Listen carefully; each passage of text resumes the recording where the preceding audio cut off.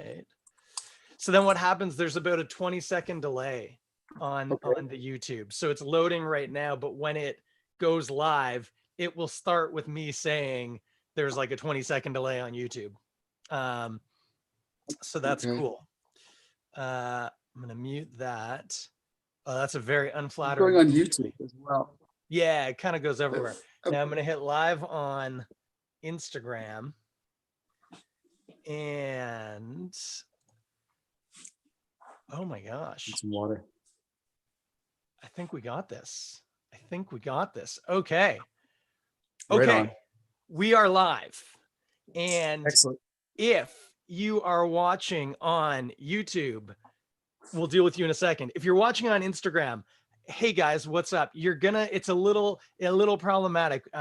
My special guest is down a device. So you'll hear him probably, but you won't see him unless I like do this with my phone. And then you might see him depending on how my angles work. Whoa. This is like on Star Trek when the ship gets attacked. Whoa. Anyway, if you're watching on YouTube, welcome. And you've already seen the man, my Christmas present to the world. As if I have the ability, the right to claim you as a thing I can give away. Ladies and gentlemen, Mr. George Eagleson of Niagara College presently, but of, I think, just beer fame. I think we'll just go with just beer fame in general. Is that accurate? I don't know, man. Just a guy from Scarborough. Two guys from Scarborough hanging out. We're going to get there. Because a lot of people don't know about you and me. And we didn't know about you and me until not that long ago. But there's a system here. There's a thing we got going on. Hey, Jordan St. John says that you're the world champion beer hugger. I don't know if that means that you're a world champion hugger in the beer world, or if you hug the beers. I don't know which is which. Yeah. All the above. But I'm a lover, not a hater, for sure. But I love hugging you so much about what we do as brewers. We hug. Yeah, it's a touchy-feely kind of profession. 100%. It's funny. I was at physiotherapy tonight, and my physiotherapist was asking what I was doing on the pod tonight, and I said, "Oh, it's going to be amazing. I got this old friend. He's coming on," and I was trying to think of how to describe you best, and I was like, "He's just like the most positive person I know."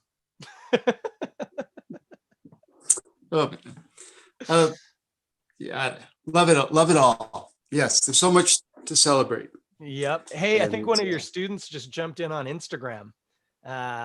Cool. I try and keep things anonymous, so we'll say Matthew M. Matthew M.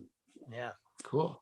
Anyway, so let's make this official. This is the deal. It's the Toronto Beer Podcast Christmas Extravaganza. My present to the world, the presence of the most wonderful George Eagleson. We're going to drink some beers. We're going to hang out. We're going to talk. You're going to hear some crazy stories, at least the ones that I can remember, which definitely isn't all of them. But first, I'm going to pull out my beer. Now, George, have you got something special looked out? Well, I have something we just put together. We have our porter from the college, the 101. So I have a local. I want to enjoy that. Nice bit of Foley. So let's start with this. It's a good time of year for porter. Indeed. Well, so now I'm touchy about that. It's always a good time of year for porter, if you ask me. You're right. You're totally right. Yeah, beer fest, exactly. It's not just the winter thing. Oh, we have a question I might actually answer here. Lack of devices. That should do it. Oh, it's Matt from Silversmith. Matt McKean.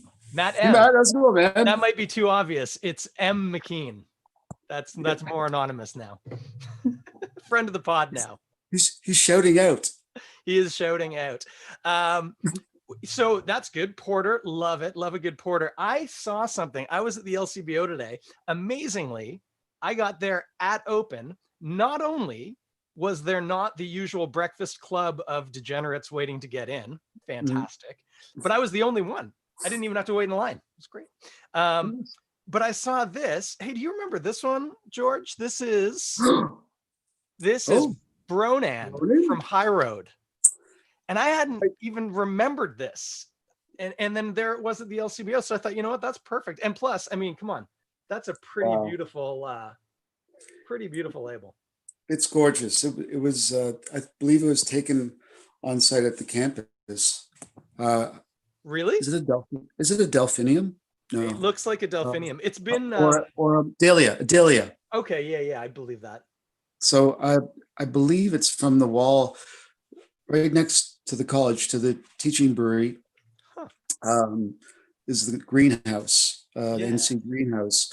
And there's a wall along the side of sort of the retail. Actually, it's the back of the washrooms and inside. And they would normally plant dahlias. And there's a very famous dahlia like breeder in Niagara that would supply the college. And I'm sorry, I don't know his name, but he specialized in breeding dahlias, Hmm. and he would supply, and they were so beautiful. They were like Amazons. They were like 5-6 feet high. They were like, Well, I'm used to they half look like that height. fireworks going off because they have that little, and then it's like poof, this big explosion of color at the top. I love it. Beautiful flowers. Yeah. I But just had anyway, a minor mental meltdown, and I just want to make sure. Yeah, one person's watching Toronto Beer Podcast. The thing that's freaky is it opened in my church's account, and I got really worried that I might be streaming this out on my church's account, which I have okay. access to, but it's not. This is I just need to put this out of my head. It's fine. Yeah, It's on. fine. Okay, good. I think we're okay. Cool. Anyway, so I'm going to open this because I haven't opened it Yeah. yet. I remember having this probably at events or something. I would guess maybe 3 years ago, Mm-hmm. 3-4 years ago. And of course, the big deal was, I think it was the first that I know of anyway, like Vermont style made in Ontario that actually used, I think they'd spun up a culture from like a can of Heady. It might have been from Escarpment, but I don't think it was. I think it even was before they were putting it out. But so it was the first kind of real Vermont style that I had, other than Heady. I'd had Heady at that point, but I'd never had one made in Ontario. And of course now, who are you if you haven't cranked out a Hazy Boy Vermont style, right? Yeah. It's a kick-ass beer, and it was spawned at the brewery at the college. Was it really? Yeah. Curtis Bentley was the former head brewer. Mm-hmm. Brilliant, amazing brewer, and he went on to Muskoka. Now he's in Australia right now, but he's good friends with Rob Doyle, who's one of the prof instructors at the college, and they worked together. They all went to Heriot Watt University in Scotland, and anyway, great brewers. So we brewed that for a number of years. Like Kurt brewed it, and then when he left to go to Muskoka, I brewed it. Or I was just there, but we had it was student made. It's fantastic. Totally student made. It's great. It's a very good beer. Before I talk about it, and then I'm going to get you to talk about your porter right now. Do you remember the animated short, The Big Snitch? Yeah. There you Sorry, are. I didn't realize. Okay. I mean, for a minute, I thought you were just kind of being George, because like I wasn't looking at because the picture's really small of me there, so I didn't even notice. It's all good. You're there now. We're good now. Okay.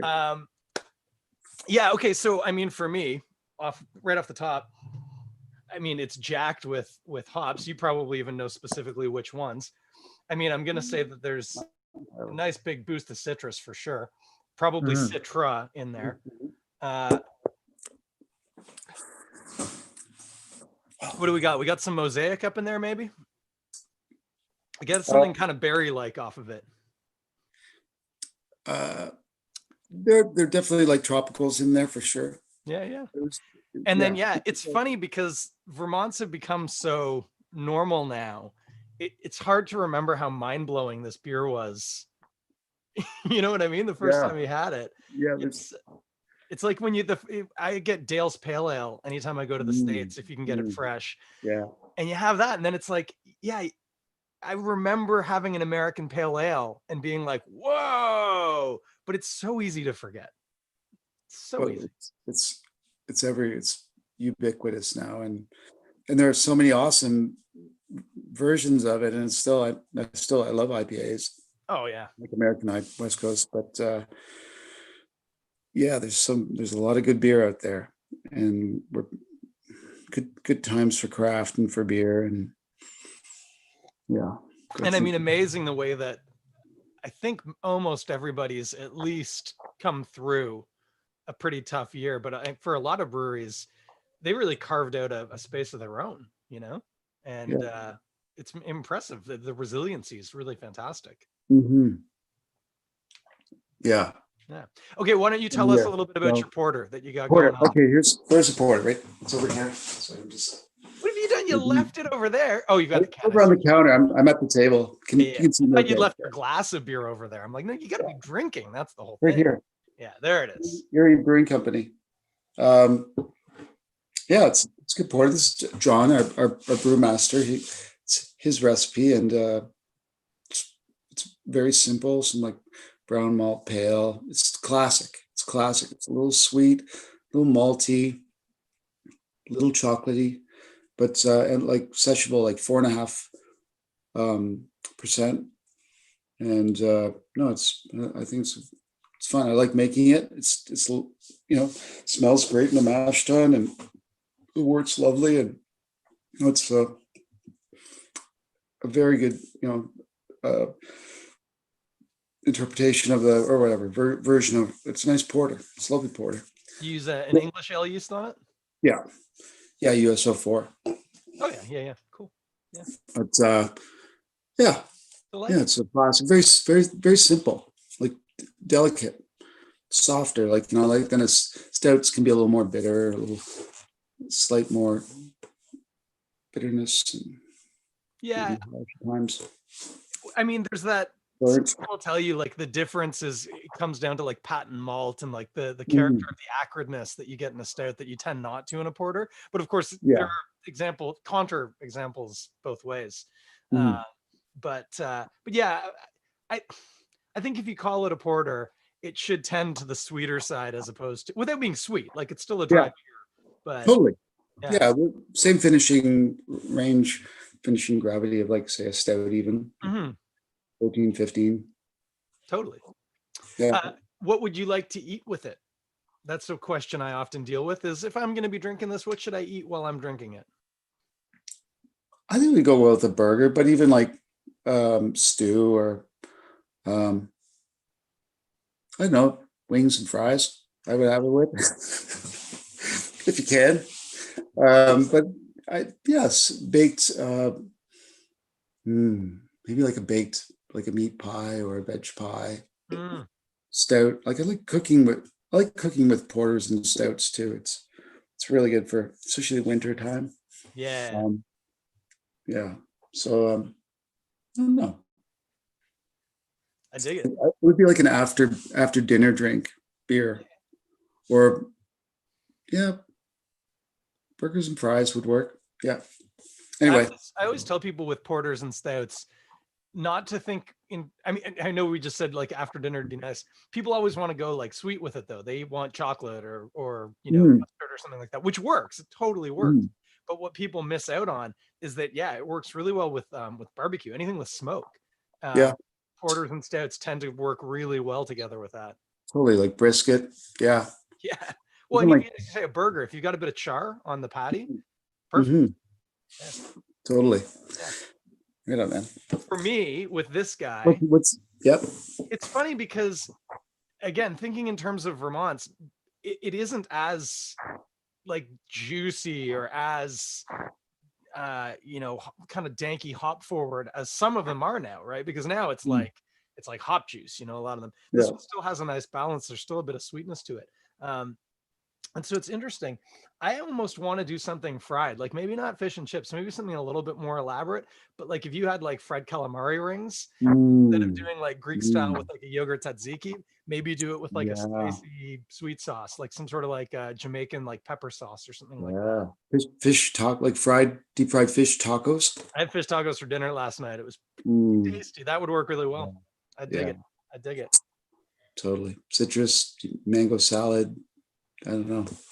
Yeah, All yeah. kinds of things. Yeah. I always worry because I bring up mango salad more often than one ought to, I think, on the podcast. I frequently will Mhm. say this would be really good with a mango salad. Why not? But it Pickle. is. It is Yeah, good. totally, totally. Okay, Like, yeah. Okay. so It's that's the business done. So hmm, we can just hang out.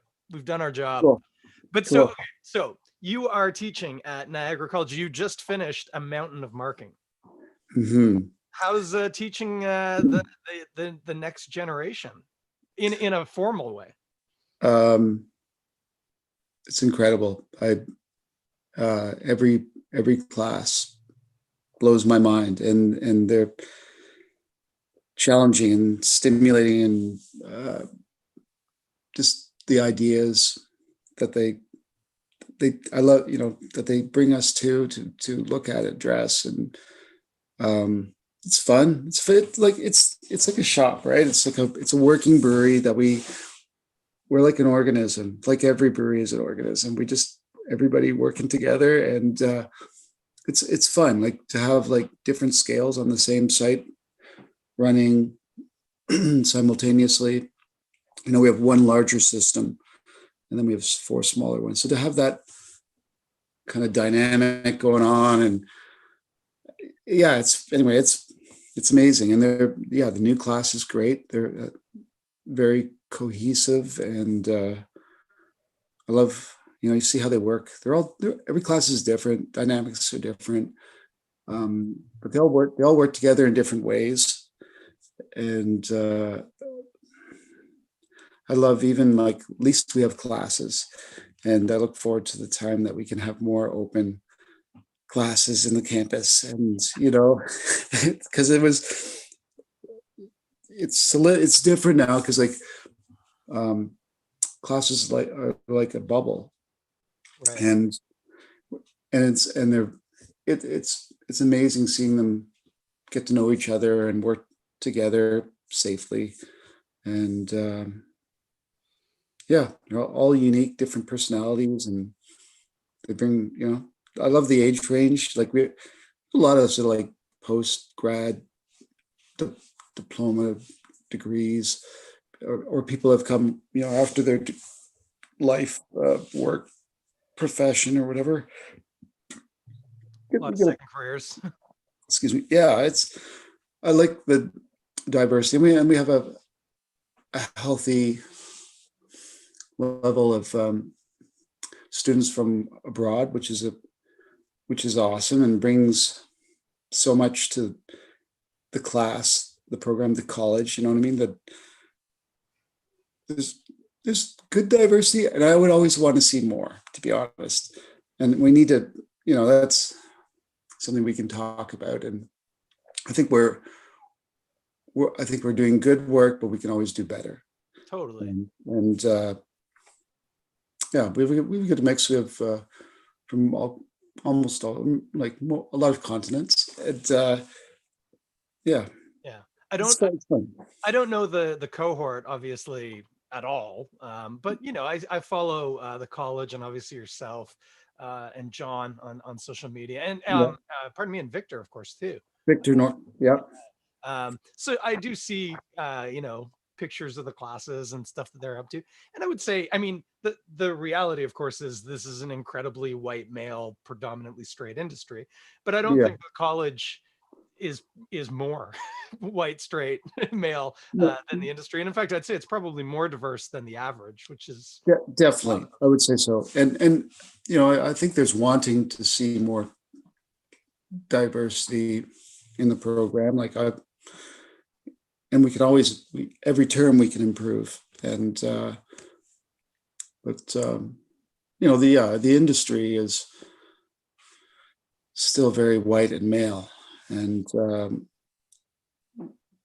we should be more forward ahead by now. But in the last few years, I see changes, and I see more visibility. I don't, like, if you look at the numbers of brewers, how many brewers are there in the province? I can't imagine, like, how many breweries are there in the I was province? gonna say, there's probably, you got to be talking Well, thousands or into the thousand. You know what I mean? really? Are we that high? For brewers, I think we're at Oh, brewer, 450 yes, breweries, brewers for sure. But and like, each how one many of them has breweries at do we least have now? people, Yeah, I you know? would say thousands. I think you're right. Yeah, totally. Um, so what? Yeah, what percentage are women? Not probably very. I don't know. Are we? Is it? Are we at 30%? We're definitely not 50%, but are we at 30%? I'm not sure. Like, Doubtful, doubtful. I don't think so. It's getting better. We've had classes. You know, I've had some classes. Like, I've been there 3.5 years. Had some classes, very few, like maybe one with all male, and then we've had some that we had a class that was half, and it was the best. I Wow, should say no. I should say it was the best because they're all my favorite classes, those and are I my love. favorite children here. You know? But I just the dynamic. I bring that up again. It's just it was awesome, and they were a great class. Now, Jordan, pardon me. Sorry, I choked on my own spit there. That happens as you get older, I'm told. Jordan St. John says 4,600 industry. I think what he's saying is that would be the rough brewer count. Really, is that where we're at in Ontario? That's believable.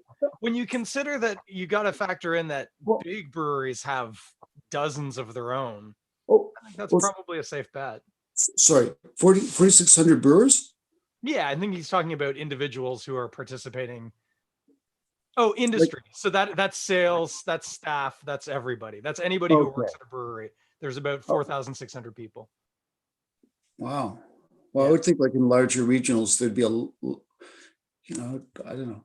That's the whole brewery, including big, like every brewery, like macro to micro. Yeah, that's brewing. And I'm assuming he's talking provincially, but that might be federally. But the thing is, Ontario No, represents such a big chunk Ontario, of that. probably. Yeah. Yeah. He represents such a big chunk of that pie anyway.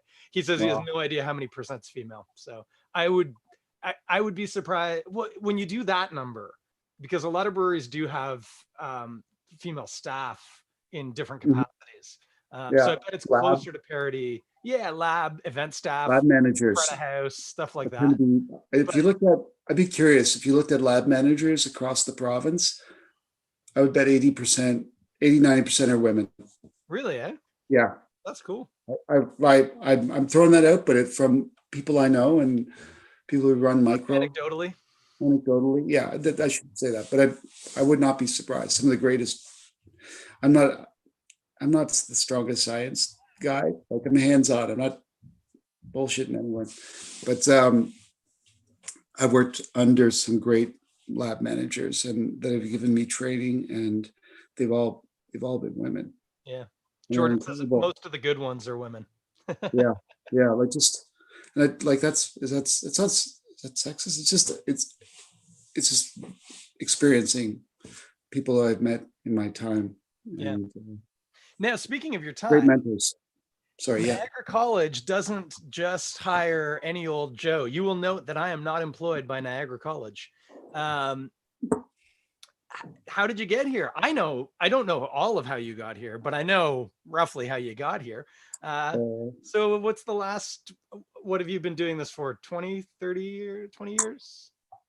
I think almost 30. I'm coming into the 30th. I didn't want to say 30 and have you get offended. Around 30.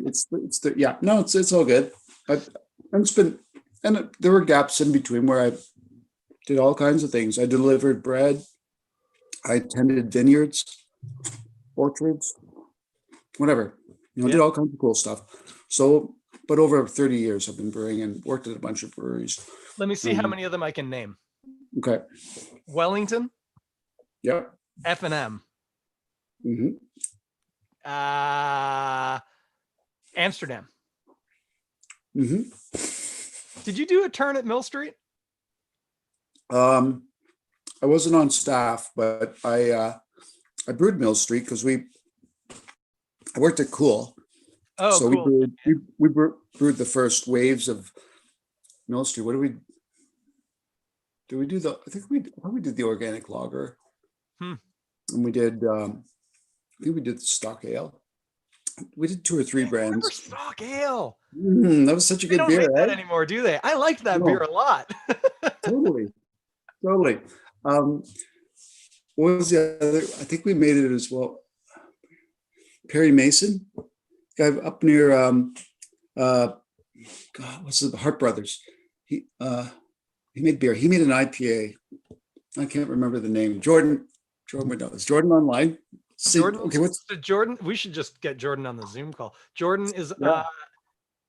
oh, Jordan says that you can get stock ale at the distillery retail. Hey, Jordan, George wants to know who was it? I've completely lost the plot here. Not the Sergeant Recruiter. The Sergeant Recruiter. No, oh my God, Perry Mason. He had that IPA.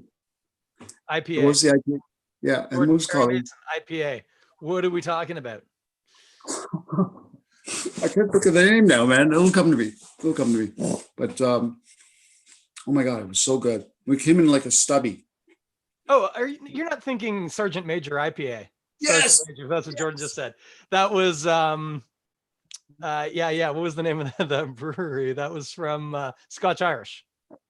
Scotch Irish. Thank you. Scotch And, Irish. Oh, Yeah. Man, Agrees, I wanted those guys to have bricks of mortar. I was such a fan. That was delicious Sergeant beer. Major was maybe the first New World, like modern. I realized it wasn't strictly speaking a West Coast IPA. It was still quite British, but like it had that hop profile was New World, and yeah, the stubby bottle, and oh man, that was love something. that beer. Yeah, that was a good one. Okay, so I'm out of places where I think I know you worked. Oh my God. Anyone else you want to name drop? I worked at Upper Canada.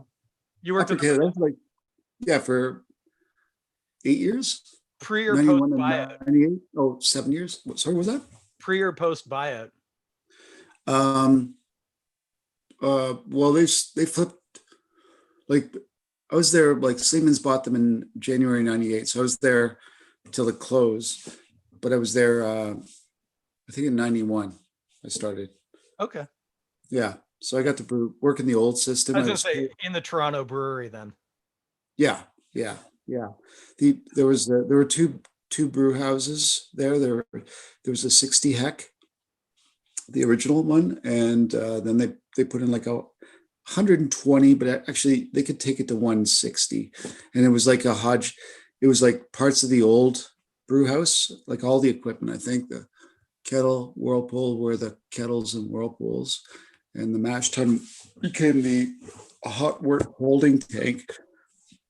And then they bought a brand new, Steinecker, real famous German brewhouse engineer, fabricator, kettle from them, and a mash tun from them, and then a Briggs. Briggs is a famous British engineering firm, brewing engineering firm, and so all the big breweries would get Briggs. They're beautiful, and so we had a Briggs lauter tun, and it was on 1, 2, 3, 4 to 5. There was like a little deck where the top of the mill was, so 4 to 5 levels, and but pretty much manual, which, like, for that size system, and also be as a brewer, you were responsible for getting the wort right to the tanks. So the cellar, we had like 10 brewers, and like we had initially it was like just 2 on staff plus a floater, like a supervisor. So there'd be one person in the brew house, one person doing cellar or filtration, and then as we got busier, we went to the new brew house. We had 3 people on, sort of like a floater shift supervisor, and but it was a lot of work, but it was a lot of fun. It was like we're doing, like, for a manual system, we got down to 3.5 hour centers. That's like, wow, between brews, like for a manual system, that's fast. And with like 4 decks, well, pretty well like 5 decks. So it was like multi-story brew house. It was fun. I love that time. That's amazing. A lot of great people. In case anybody who's watching or listening, 3.5 hours from start points. So the way that a brew cycle works is you've got water heating, and then you mash in, and then that's got to sit. But once you've loudered that out and it's in the kettle, you can mash in again. and it's the time it takes you from when you start the first one to you start the second one. That's what George is talking about here.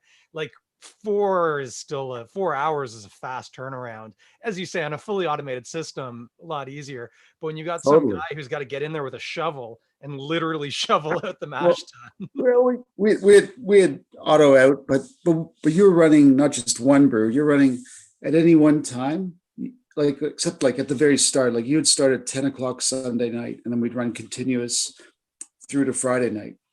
And so, but you'd be like, you're on a Sunday, it would be a nice start because you're just starting one brew, then you're starting another. But when you come into later shifts, you're running 3 brews at the same time. Yeah.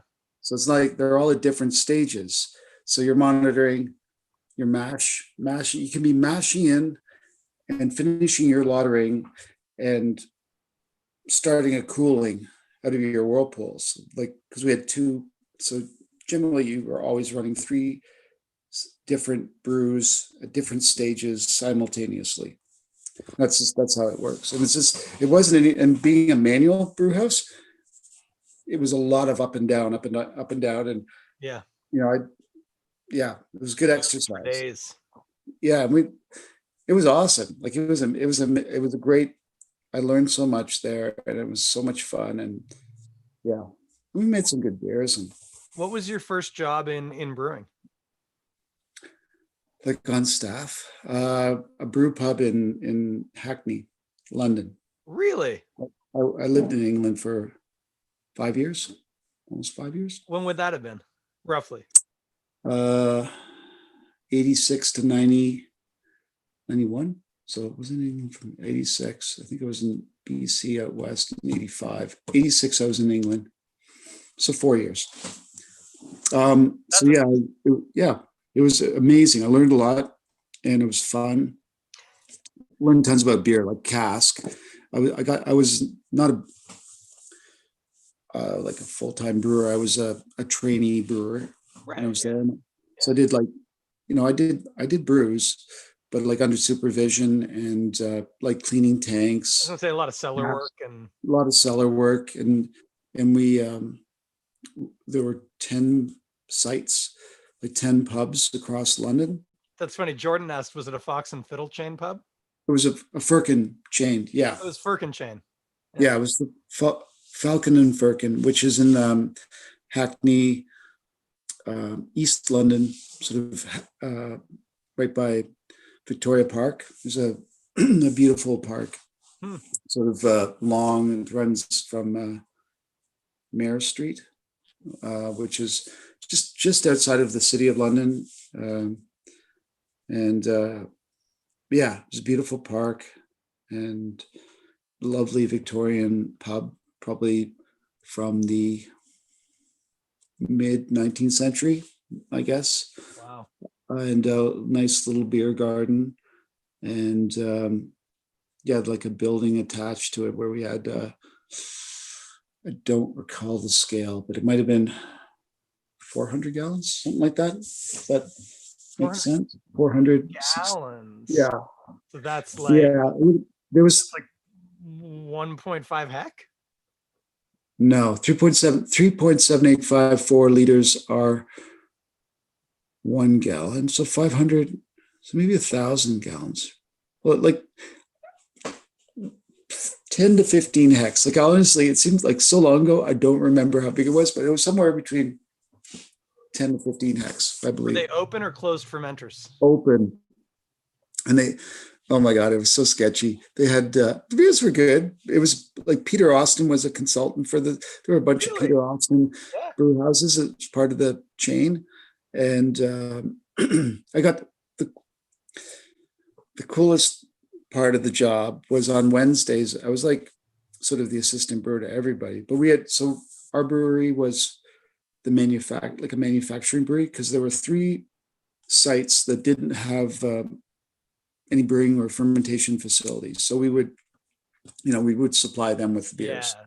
Yeah. And so the rest of them, the other 6, had some were extract, some were full mash. Like they were all kind of hodgepodge of brew house designs, and they were interesting, and they were all over London. And so on Wednesday mornings, I would drive the van up to Bedford, just north of London, Bedfordshire, Yeah. Charles Wells Brewery. Yeah. Yeah. Yep. And so I take these, like, I don't know, what were they? 25-liter. They were like these white sort of white jugs, white plastic. And I would, pre-sterilize them at the brewery and then go up there and pick up yeast. Yeah. And I'd have, like, it was amazing. Like maybe like, I don't know, 20 to 30. I can't remember the numbers, but it's 20 to 30. I'd fill them up and I'd be there like just before 8 o'clock. And I'd have to wait for a little while because there would be the sediment, and the tanks were so big. They were like Sleeman's big. Right. Like 1,000, 2,000 hectoliters or whatever. A lot, like 12. Yeah. Big scale. Anyway, beautiful, clean. Like the cones were taller than I was at the bottom of the tanks. And Yeah. it was, I forget when it was built, like probably like turn of the century, like 19th century. The cool thing was they had a cafeteria on site, and it was like built in the 40s or 50s, and I could go in for like £2 and I get like a full-on English breakfast, like fried tomato, like bacon, sausage, mushrooms. It was just like, for like, it was nothing. It was like £2 or something, and it was like so good. Anyway, I look forward to those. And then I tour around London. It'd take all day. It would be like a 12-hour day because I drive in traffic in London. It was pretty nuts. But it was fun because you got to check out the systems and pitch. So I'd be getting to some of the brewing sites that would they've already done their brew. So I would pitch the last, say, few brew houses or breweries I'd throw in the East. And so that was kind of cool. They're all kind of different. They're like Grundy tanks and like small setups, like 10 hectoliter kind of systems. Yeah. Jordan's mentioned that Boak and Bailey write about them, and he's given a link. It's on my phone, so I can't send it through, but I'll probably attach it to the video and stuff. But it's brewhistory.com. They have a wiki, and the Falcon and Firkin has its own entry. So you could, really, yeah, you could revisit your past. Crazy. Be like when you go back to your old school, which is an interesting transition. So this has nothing to do about beer, but it would have been probably 3 or so years ago. George, you and I were at some event, not an uncommon thing for us to be drinking buddies at an event.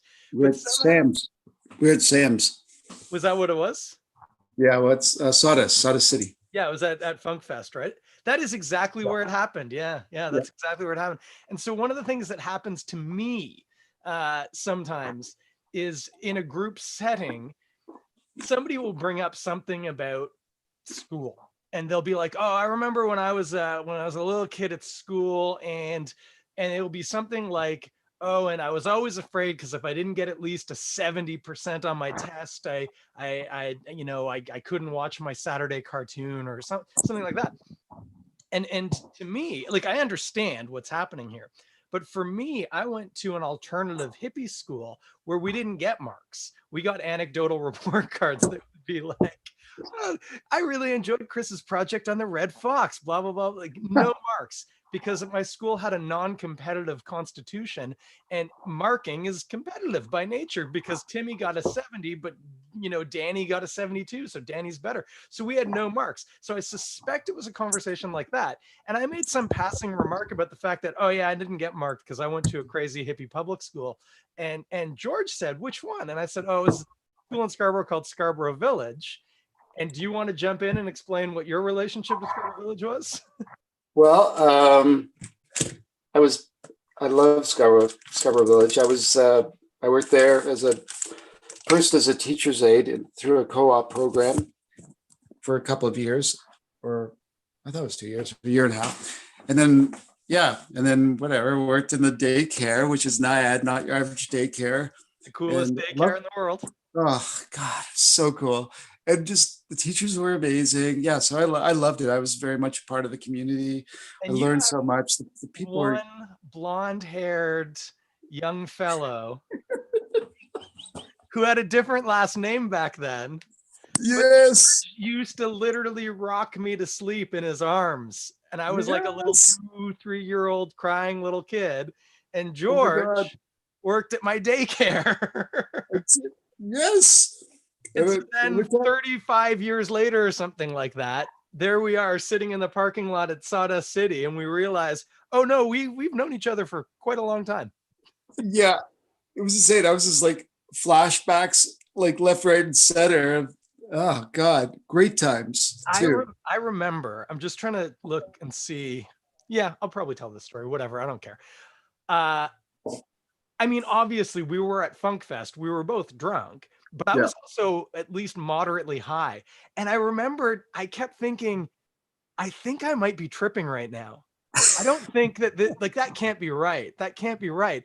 So much so that before I reached back out to you days later to make sure that that had actually happened, I mentioned it to my sister.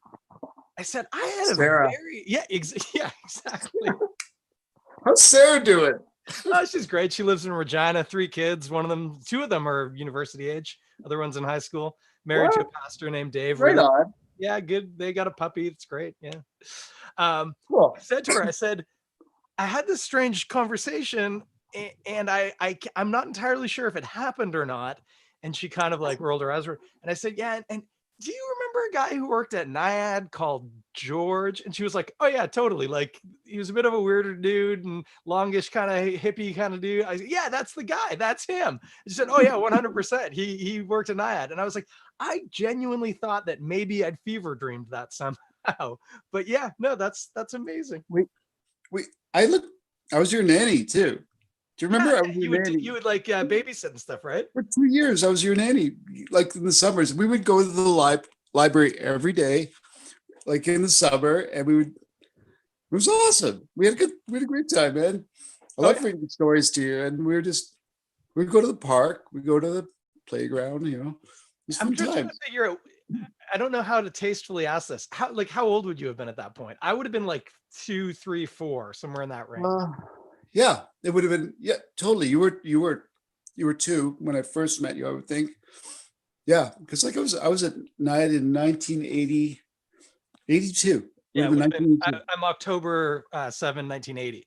So, and the thing was, my mom was a teacher. She taught at a school around Young and Shepherd, but because she was a teacher and she was a single mother, Naiad let me in, even though I was too young. Like I was I think 8 months too young to actually be going to that daycare. Really? But they let me in because my mom needed a spot for me to go. Kel, she was awesome. She was, oh my God, good times. I remember the conversations. Oh man. She might actually be the person on YouTube watching right now. Oh, really? Well, oh my God. Yeah. So sometimes my mom tunes in. So yeah. Oh my God.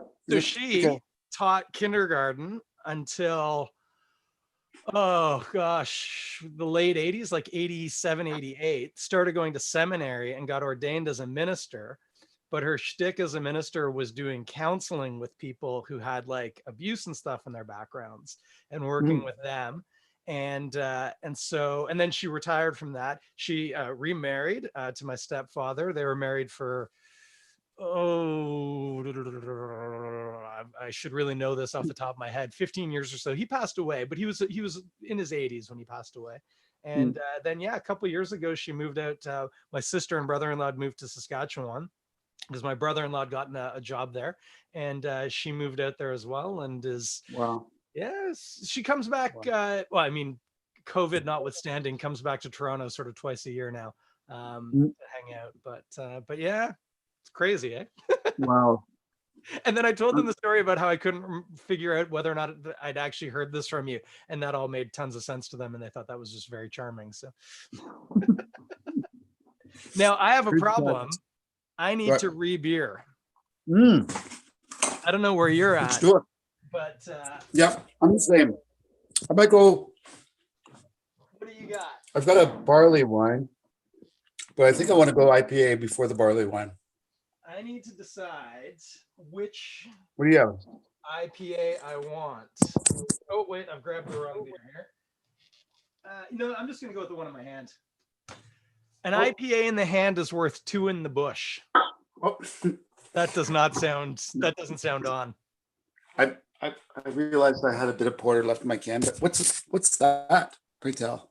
This is Godspeed's Kizuna, another Vermont style IPA. Yeah. So this is Wow. Bim's Vermont IPA. Wow. I'm jealous. I almost gotta get out there. I had a wonderful surprise today. I was a good boy today. First of all, we should discuss that. I was a good boy. Yeah. I got up at a reasonable time and we had breakfast, and I left the house so that I was at the LCBO when it opened at 9.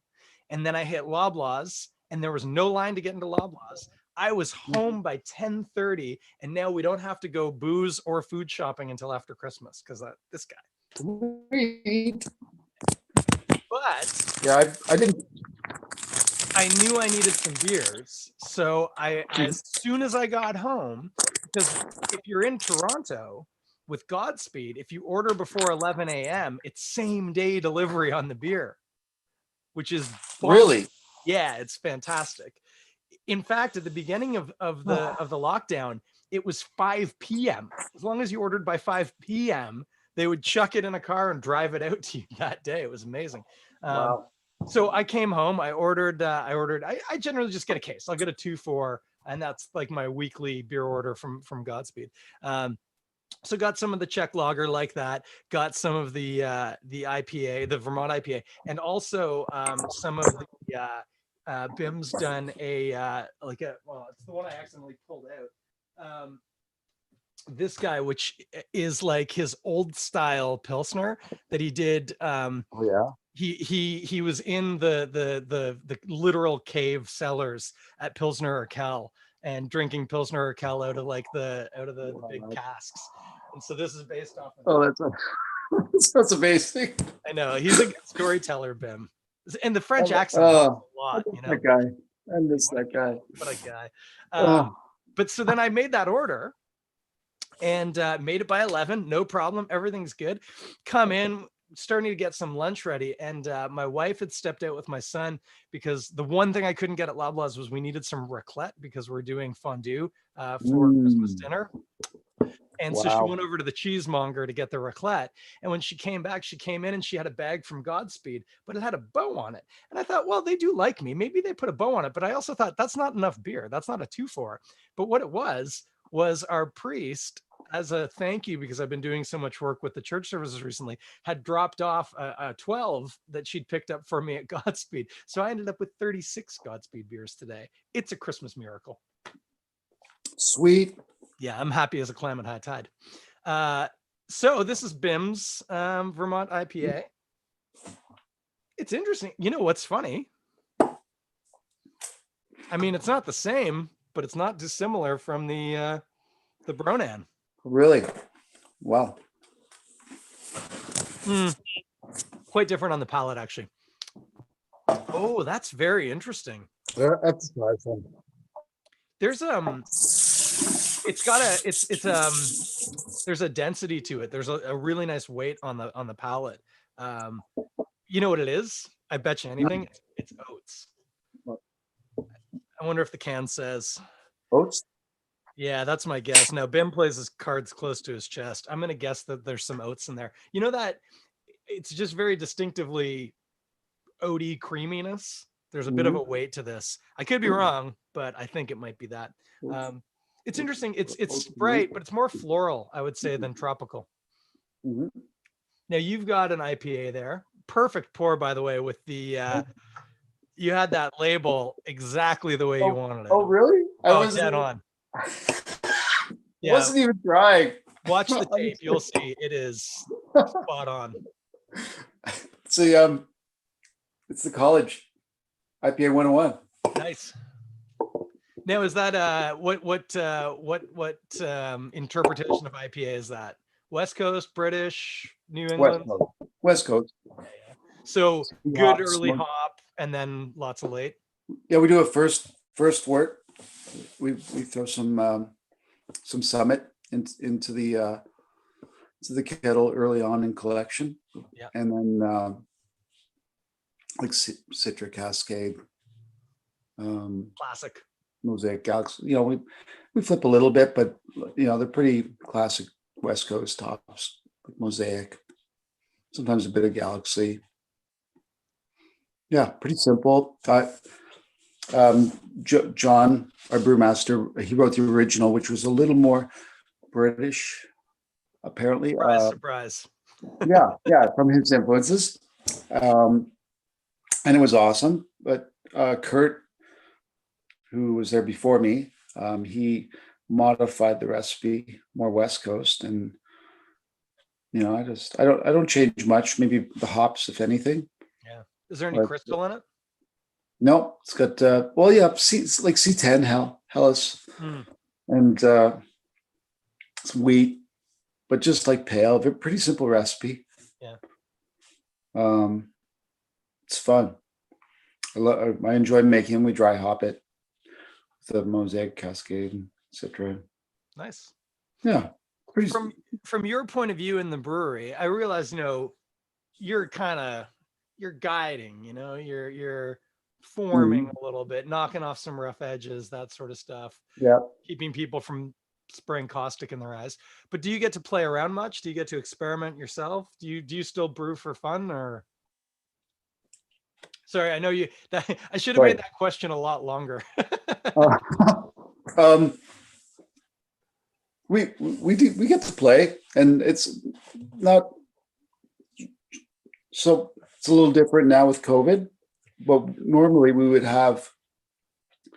We're getting to the point where we're getting like a guest brewer a month, and there would be a talk tasting on campus where it was pretty awesome. I think we're doing every 2 weeks. There was like guest speakers, brewers would come in and do a tasting, and students would be able to bring some of their home brews, where they're at times often developing their target or their project brew beers. They're like graduating beers. So amazing times, a lot of fun. We'd have like 40, 50 people there. We'd have people from the community as well, and even other faculty, and fun. And so we were always like coordinating, so when the guest speakers would come, they could brew on the often the large scale, the Really? craft side, the 5 barrel system. Wow. Yeah, so it's fun. And so we're doing that quite regularly, and it's a little different now. So we're we don't have any guest speakers right now, but we do get to experiment. We work with students. Like today, the third term students were in, and they were brewing a Baltic porter for their project brew for their end of term. Wow. So it was really exciting and a lot of fun, and they were having a great time, and we were packaging as well. And do you guys run your own packaging line? You have a canning line or a bottling line, or? We have like we have a cask 2-head filler. It's not counter pressure, it's just like open, with a single head seamer, and it works fine. It's quite a decent setup. And then we just got new HDP bottle filler / can filler with a separate seamer. And so we've got the bottling online running right now, and we're working on getting the canning side set up. That's cool. Yeah, it's cool. And they were like cleaning out small barrels today, which was like pretty exciting. We don't do it all the time. It's a little infrequent. We do cask fairly regularly, but in like stainless steel casks, like pins. Yeah. Where does that get served then? Is that licensee? Well, it did. So now things are probably not going to happen now, but like we were producing it regularly for Silversmith. And so they had a small cask, like just a bench top. And it was a very successful program. So like pretty well, like once a week. So we were, students would get to feature their beer on cask there. And it was like exciting for the students, great to hear feedback, and like amazing. Like there were a lot of great beers and great experience for everyone. And awesome that Silversmith, wants to give us the opportunity to be there. Yeah, I like And Silversmith a lot. They're me a cool too. They're great people. Matt's a graduate, the head brewer, and yeah, I love. Hey, Matt, if you're still there. I think he's gone to bed, perhaps, but Yeah, the late night for a brewer. Where we at? 10 o'clock. Yeah. I know Sometimes we get up at they're early. They're long days, like anything. So are you in the brewery tomorrow? I am. I'm brewing, making a bock. Oh. Hopefully we're gonna have a few students and to do some packaging. And So are you making the bock with the students? Normally we would, but COVID. well, it's just the class is finished Friday. Oh, yeah, of course, because you just marking. We had students in today, but it was like they were volunteering. They were coming in because they wanted to make their one of their class beers. So they're going to make a number of them. So this one, Baltic Porter takes a while to age, and totally. So yeah, they wanted to get this in early, and so we had empty tanks. We only went into one tank, but yeah, we've got some empty tanks, and we're ready for like the new term and the new year, and so yeah, it's good. It's now, fun. I don't want to keep you too much longer. I mean, I'm sure we could sit here all night, but I know you do have to work tomorrow. I don't, but I'm good. I'm good. I don't want to make this too much of a sales pitch for Niagara College, but it just kind of naturally has come back to that. So I'm curious, and it's interesting because you said something a little while ago, and it just, a switch flipped in my brain. I went, that makes perfect sense, but it's not something I ever really thought about. But you mentioned, so some of the students will be, home brewing, working on their beer project or whatever. And all of a sudden I thought, well, of course they do. But that, like, I never would have thought, if you're doing a degree in writing, you're writing things at home and you're working on that project. And of course it's no different, I suppose, for a brewing student. It's a different medium. And so, yeah, they are working on these recipes and tweaking hop additions and playing with different, suppliers of malts and whatever, like, and just trying to dial it right in. Totally, like constantly researching, trialing, like most homebrew, like outside, just to test and trial, say, new materials or, hops, yeast, whatever. Techniques. And yeah, absolutely. So yeah, it's pretty awesome. They'll have different, like some students have pretty basic, like carboys and like simple setups, and then some people have like grainfathers, multi-$1,000 systems. But there's room for everyone. Yeah. Wherever you want to start, whatever you can afford, you don't need to spend thousands of dollars on a setup.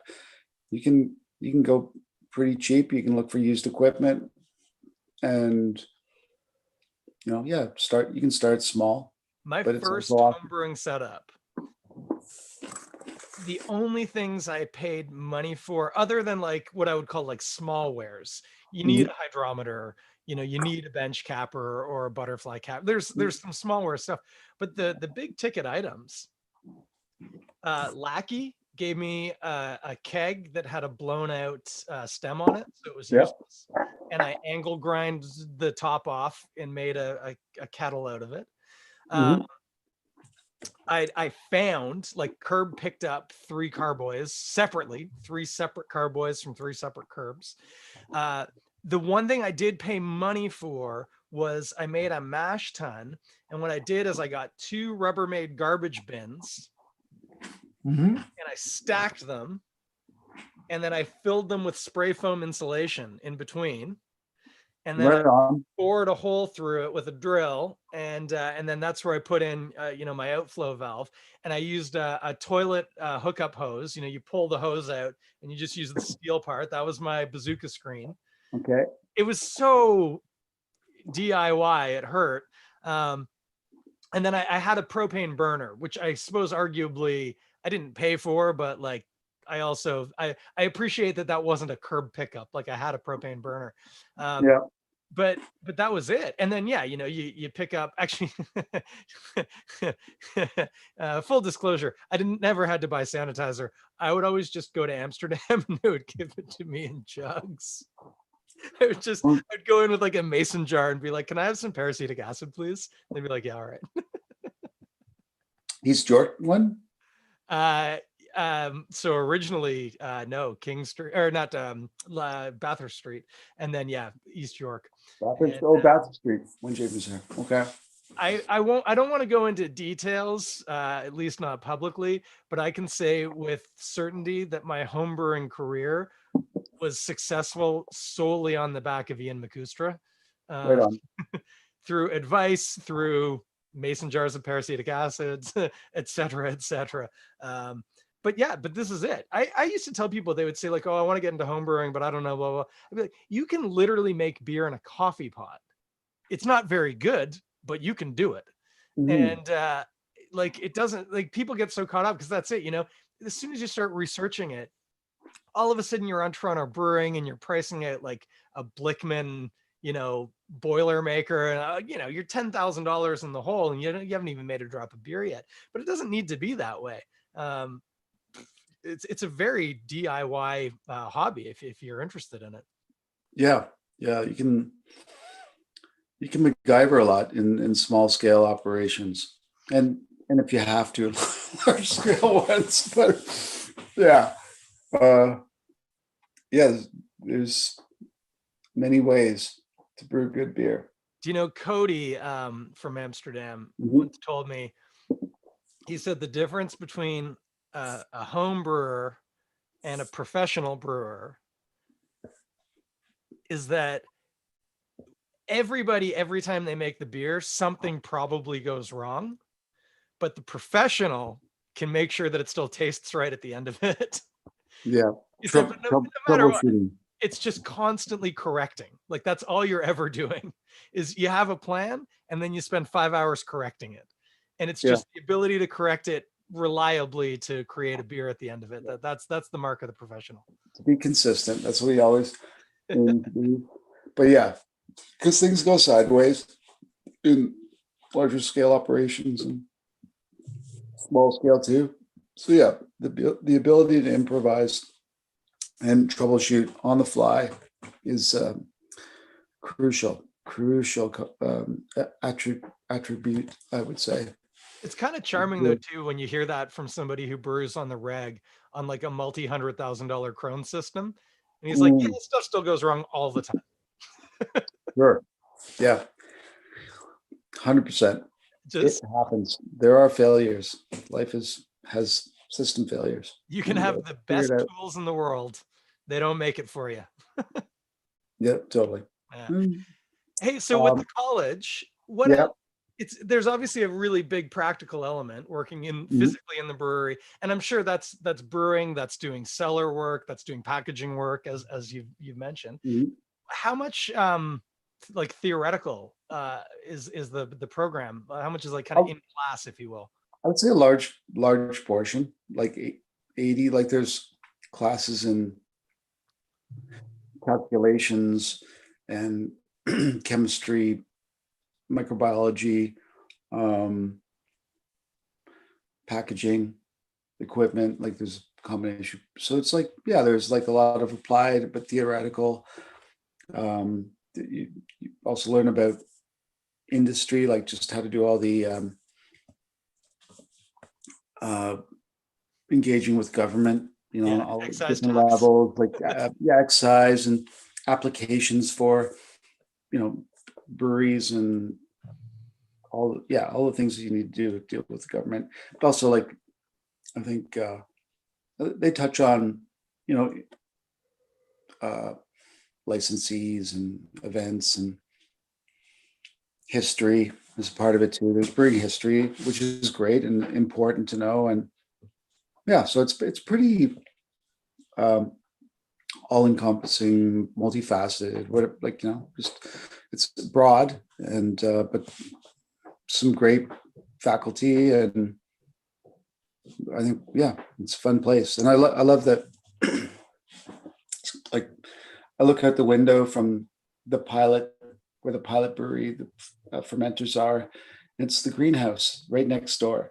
There's a little patch. There's the grass, and there's the pine or spruce, and then there's like, they grow different things every year, but there's like a sort of, it's like a rhombozoid. It's not a rectangle, but they grow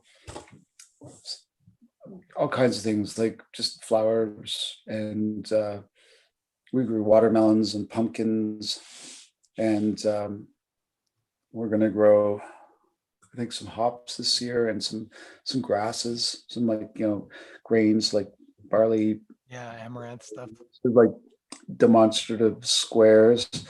And it's fun. Like, honestly, I love that we're so close to the greenhouse. It gives me calm. Just take a break there, and I just look at the plants, and the people are great there as well, the faculty and the students, and it's just a beautiful, like, honestly. And I look the other side, and I'm looking at the escarpment, and there's a hop yard. And we have vineyards on site too. We have. I was gonna say, because yes, Niagara College has a vineyard as well, right?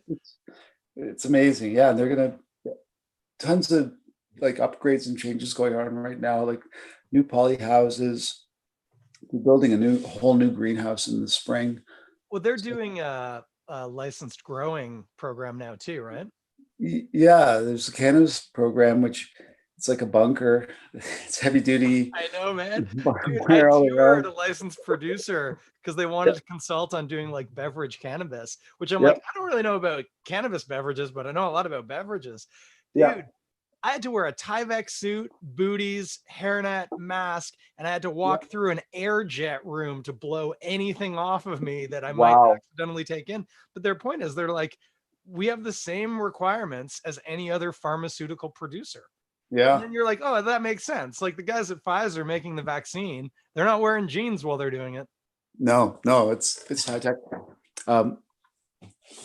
Chris, do you mind? Can you excuse me for like a minute? Yeah, I'll be back in like. Oh, man, I can do that. You come on back whenever, George. So, ladies and gentlemen, short little break. While George, I think, is walking the dog. We'll go with that.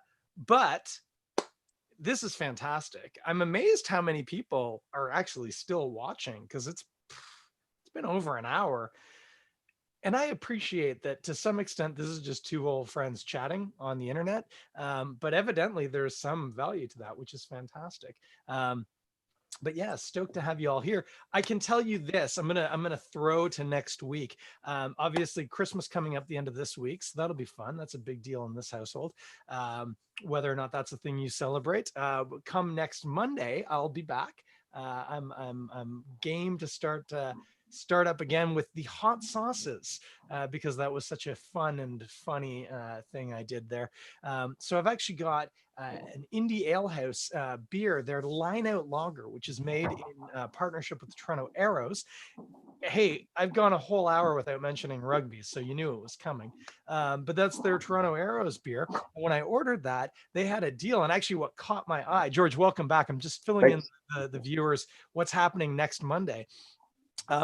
What caught me was on their Instagram, they were advertising, they're now bottling and selling 3 of their hot sauces, Indie Alehouse, George. Cool. And so I bought all 3. So there's the pepperoncini hot sauce. Had that on the fish tacos last night. It's muy buen. Oh yeah, really nice. And then two that I haven't yet because I don't know which one I'm gonna taste on the app next week. But they've got their, it's like they call it their nasty sauce, I think. And then they have like a Carolina Reaper mustard sauce. Both of those Whoa. sound pretty scary. So I'm excited to try one of those on the show next week, and that'll be hilarious. And I'll be drinking the line out lager, which will be quite something. So that's what's happening next week. George, you're back. I told everybody you took your dog for a walk. So Yes. Uh, good boy. Down. heel. Exactly. Exactly. Hey, so I was mentioning obviously Christmas at the end of this week. Christmas is on Friday. If Yes. you haven't done your shopping, now's the time. Um, Is that a right. thing you celebrate? Is that a big deal for you?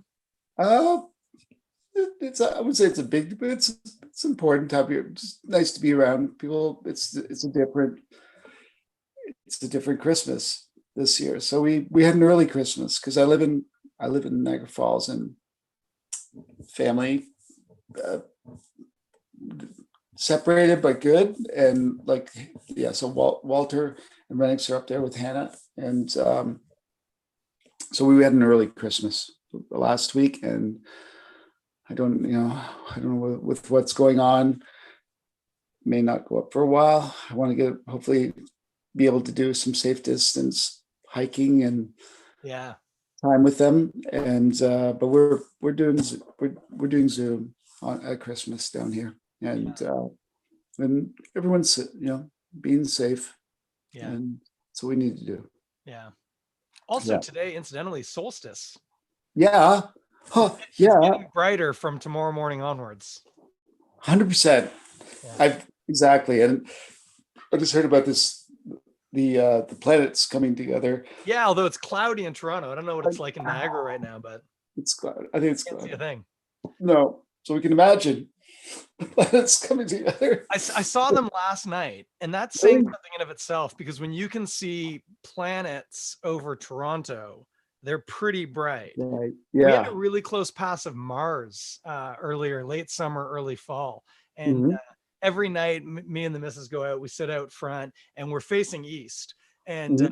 the moon and Mars would rise, and it was actually kind of fun just to watch it, track it where it was rising in the sky each night as it moved, further and further south and west.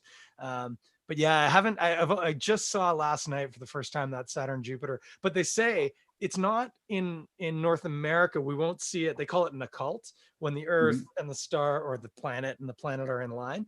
Um, but that is one of the, there's a whole branch of Christianity which is like trying to intellectually justify the non-scientific miracles in the Bible. And one of the theories on the Christmas star is that it was an occult, and that in fact it might have been Jupiter and Mars, which it Hmm. wasn't. They can say pretty clearly historically Jupiter and Mars were nowhere near each other 2,000 years ago. They were about 800 years ago. And they were like 2,600 years ago, but there's a real notable dark gap around Jesus's life when Jupiter and Mars were not playing ball. But there's this theory that perhaps the Christmas star was a planetary occult that created a very bright star in the night sky. There's also a problem with that because it sounds like the Magi probably followed it for a prolonged period, if you follow the story. And of course, a star peaks for a night and you might get two or three where it looks like one star, but other than Yeah. that, it's clearly two stars. Yeah. It's a problematic intellectualization of a would-be miracle. But I just like to think miracles happen sometimes. It's a funner way to live. Hmm. Crazy. But yeah, s- s- uh, so what are we on? Are you on to your next beer? I'm still are halfway you through ready? mine. Yeah, no, I might do one more and then I should probably shut it down because I got to let you get to work. And Yeah. I've a barley wine, which probably would be a good closer. I want to try. well, I can stick around at least until you're ready to have the barley wine. I got a fridge full of beer next to me.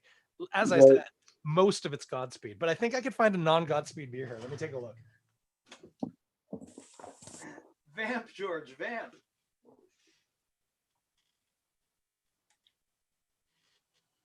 Yeah, boy. More, This is more what we Godspeed. did last time. Is it the lager house? No, I don't think I can do that. I don't want to have that because I think it's going to be really beautiful and delicate, and I'm all hopped up right now. Yeah.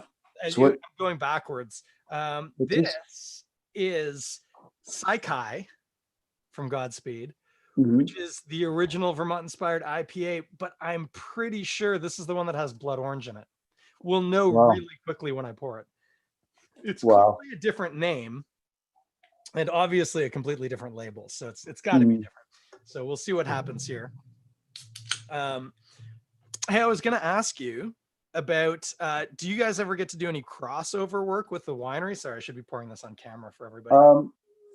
We haven't fully experienced it as of yet, but we do. We've got lees. We've got like pressings Oh yeah. from them. Some of the students, like Project Brew students, I think have we've worked with it on the pilot side on the small scale, not as of yet on the large system. Um, Not that I would be adverse to it. But yeah, no, we do some work. I think, going forward, we want to do more. I'm excited that we've, just over the last year, have really gotten a lot closer with the horticulture department and, working on, you know, using, we're, pumpkins and what else? Strawberries as well, and yeah, and herbs. So we're yeah, there's an excitement from that department as well, and we do. I love that we work together. It's such a good thing, Super cool. and yeah, it's Yeah. fun. It's fun, and the people are great. Like just it's a fun school. There's a lot of like just the chefs and then we have like there's a campus in Welland. That's the main campus. So Mm-hmm. it's got more applied. It's right by the Bass Pro. What was that? It's right by the Bass Pro. We're by the Bass Pro. Yeah, yeah, Yeah. totally. And there's a park. Like it's the campus is so beautiful. Like so, just off from the brewery, there's a barn which originally that's where the wine school started. And then they built a whole like wine center, like a winery with like a tasting area, like retail, and it's beautiful. And wineries in the like the bottom half, and then the distillery is just off to the side. But yeah, it's originally the barn was, which is now like we used it to store cans for packaging for us. But we now we've moved the cans to like these like long shed, driving shed, and the barn is turned into a classroom. So we've converted it to a classroom, which is in a shop, which is great. But behind that, there are ponds and gardens that have been like are maintained, landscape designed by the college, and there's settling ponds, and there's all kinds of amazing wildlife, snapping turtles and ducks and herons, and yeah, it's pretty amazing. It's pretty incredible. So there are the ponds, and then right behind the ponds is the escarpment. So there are paths that lead up to the top of the escarpment. There are trails, and there's an outdoor education school just on the top that's for like Niagara region. Huh. Like It's Orange such a Bay. beautiful hike. It's so beautiful. Like just like I can't believe like that's my backdrop. That's my office. I get to look at the escarpment every day. Yeah. Like, it's like, and I see the seasons change. See the summer like right now, like the foliage is down, but seeing it come up in the spring and just across through the seasons change. It's pretty magical and beautiful, and extremely grateful for that. You know, it's funny. That reminds me. One of my oldest friends who I met literally the day he was born. I'm about 2 years older than him. And my mother and his mother, actually, I don't know. Who? Would you have known the Ross family, Gordon and Judy Oh, Ross? yeah, of course I do.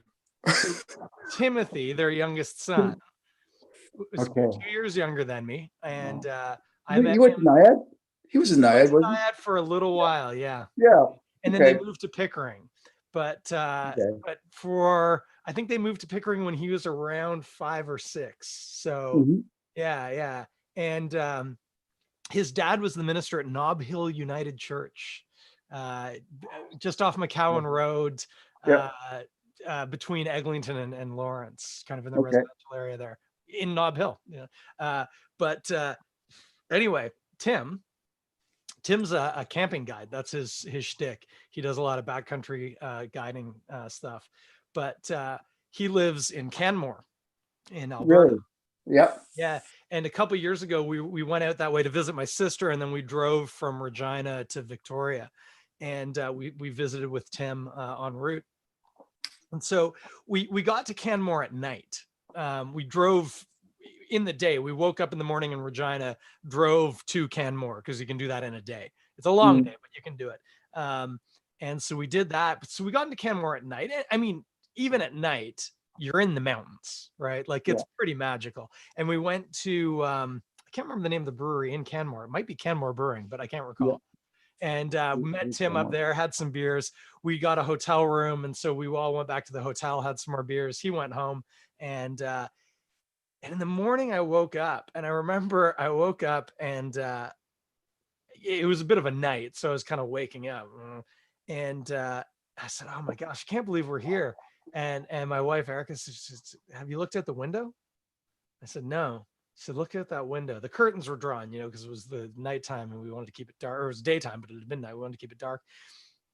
So I kind of opened up the windows and the light, and I looked, and it was like a postcard, right? Like, but it was actually there. And I blew my mind, like snow-topped mountains, pine trees, like just the picture of that part of the Rockies, just right there in the window. Mm-hmm. And so then we were hanging out a bit with Tim more that day before we continued west, and we were talking. He was working at the time at the Nordic Skiing Center in Canmore, which is where in the '88 Olympics, where all the Nordic skiing took place, and I was doing some teaching there, and we went and visited him there. And so again, you're standing on the foothills of the Rockies, trees and fresh air, and he's telling us he wanted us to do a hike on it's called Cascade Hill or something. He was giving us directions and stuff. And I said, "Tim, do you get a little desensitized to this?" And he said, "A lot of people do." He said, "I try and be really intentional every morning to stop and remind myself, like, this is beyond reasonably beautiful. Like, Oh, it is just crazy where I live." And I was like, yeah. "Yeah, that's important." That's because I would probably get desensitized to it. I live really close to the lake. Like, by really close, I mean about 200 meters. And people, Really? You guys walk close? yeah, Wow.